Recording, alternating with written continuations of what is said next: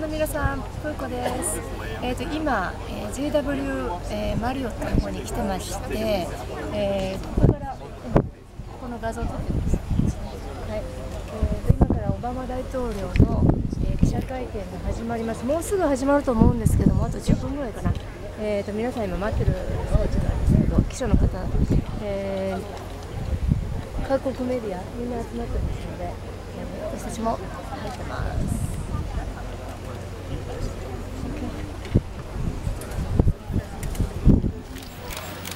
I want to begin by thanking the people of Hawaii for their extraordinary hospitality. Usually when Michelle and I and our daughters come back to visit, it's just one president, and this time we brought 21. So thank you so much for the incredible graciousness of the people of Hawaii and their patience, because I know that traffic got tied up a little bit. Now, the single greatest challenge for the United States right now, and my highest priority as president, is creating jobs and putting Americans back to work. And one of the best ways to do that is to increase our trade and exports with other nations. 95% of the world's consumers are beyond our borders. I want them to be buying goods with 3 words stamped on them: Made in America. So I've been doing everything I can to make sure that the United States is competing aggressively for the jobs and the markets of the future.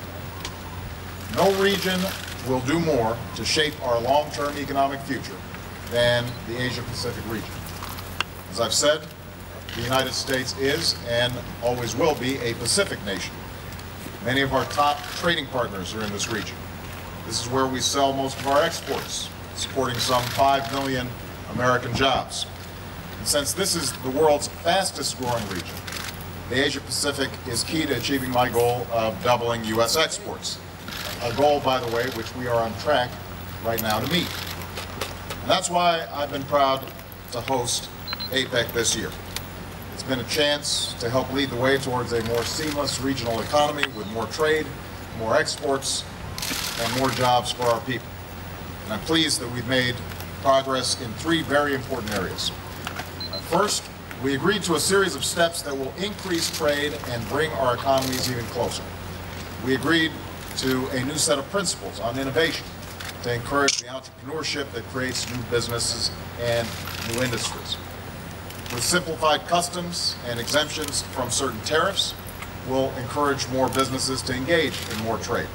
And that includes our small businesses, which account for the vast majority of the companies in our economies. We agreed to a new initiative that will make it easier and faster for people to travel and conduct business across the region. And yesterday I was pleased to sign legislation, a new travel card that will help our American businessmen and women travel more easily and get deals done in this region.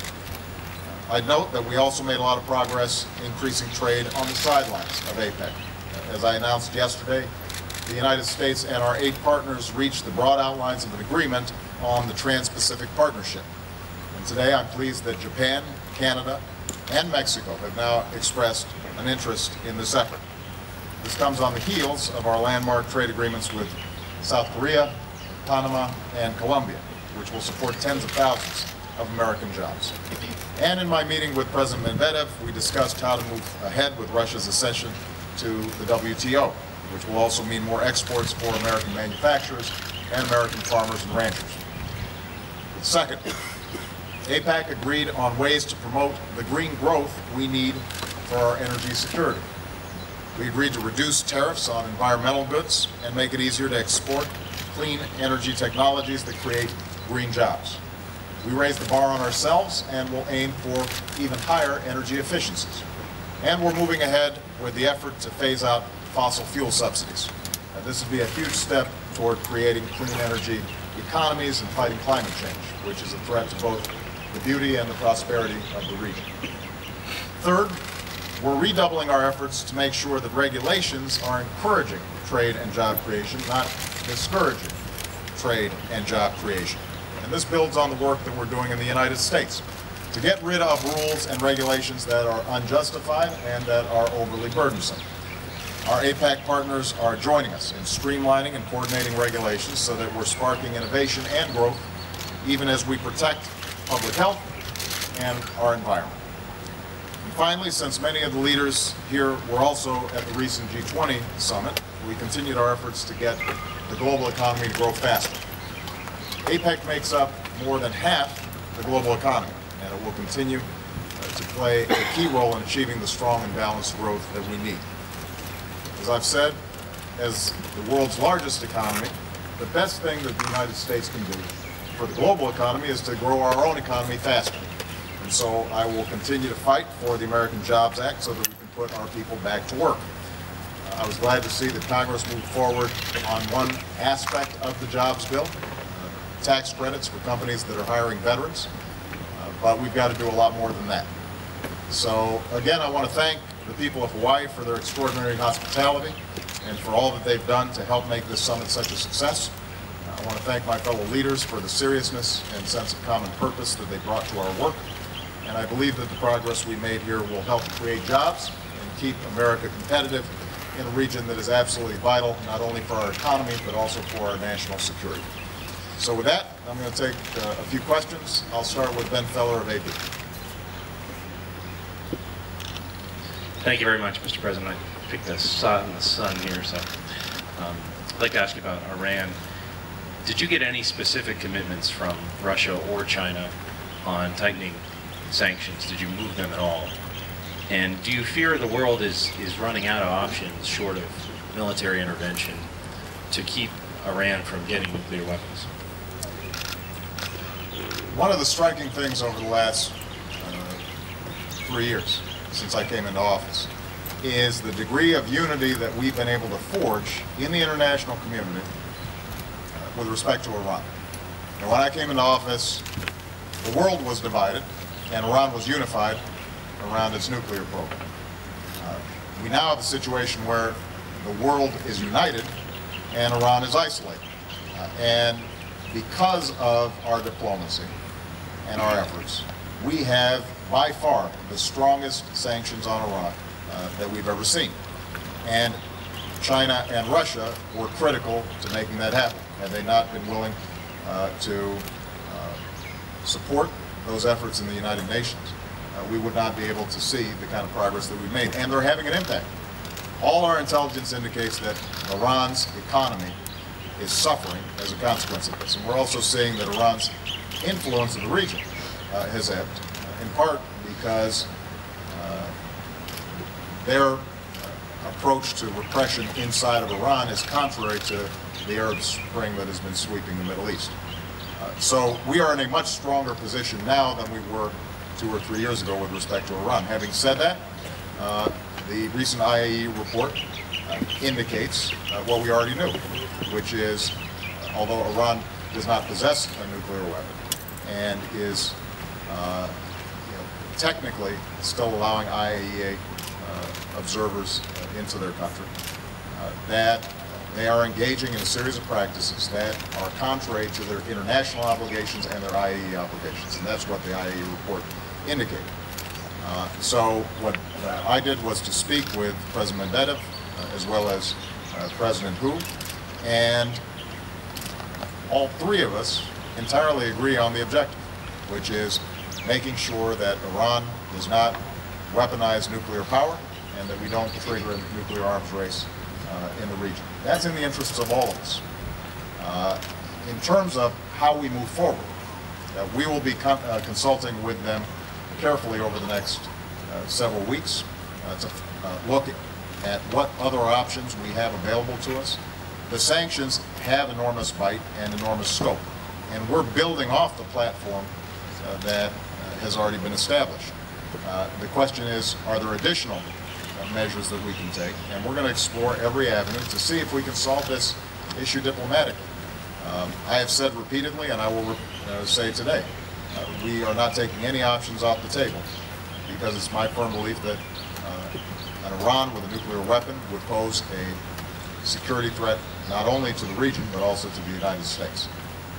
But our strong preference is to have Iran meet its international obligations, negotiate diplomatically to allow them to have peaceful use of nuclear energy in accordance with international law, but at the same time forswear the weaponization of nuclear power. So we're going to keep on pushing on that, and China and Russia have the same aims, the same objectives, and I believe that we'll continue to cooperate and collaborate closely on that issue. Dan Lothian.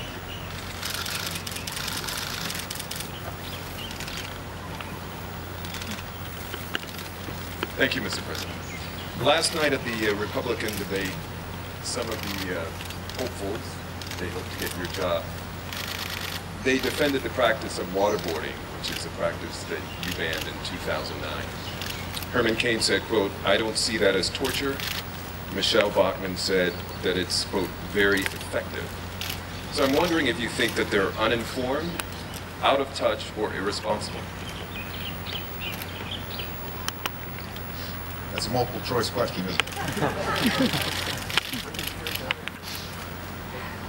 Let me just say this, they're wrong. Waterboarding is torture. It's contrary to America's traditions. It's contrary to our ideals. That's not who we are. That's not how we operate. We don't need it in order to prosecute the war on terrorism.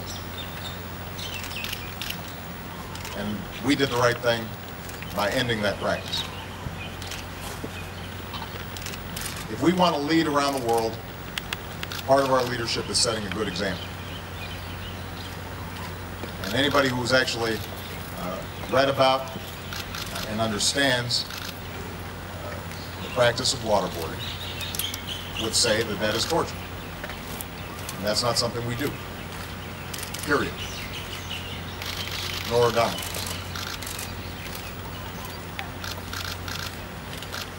Thank you, Mr. President. If I could continue on that, the Republicans did have a debate on CBS last night. A lot of it was about foreign policy, and they were very critical of your record. That's shocking. So if I could get you to respond to something that Mitt Romney said. He said your biggest foreign policy failure is Iran. He said that if you are reelected, Iran will have a nuclear weapon. Is Mitt Romney wrong? No, I am going to make a practice of not commenting on whatever is said in Republican debates until they've got an actual nominee. But as I indicated to Ben in the earlier question, you take a look at what we've been able to accomplish in mobilizing the world community against Iran over the last 3 years, and it shows steady, determined, firm progress in isolating the Iranian regime and sending a clear message that the world believes it would be dangerous for them to have a nuclear weapon. Now, is this an easy issue? No. Anybody who claims it is either politicking or doesn't know what they're talking about. But I think not only the world, but the Iranian regime understands very clearly how determined we are to prevent not only a nuclear Iran, but also a nuclear arms race in the region. And a violation of non-proliferation norms that would have implications around the world, including in the Asia-Pacific region, where we have similar problems with North Korea.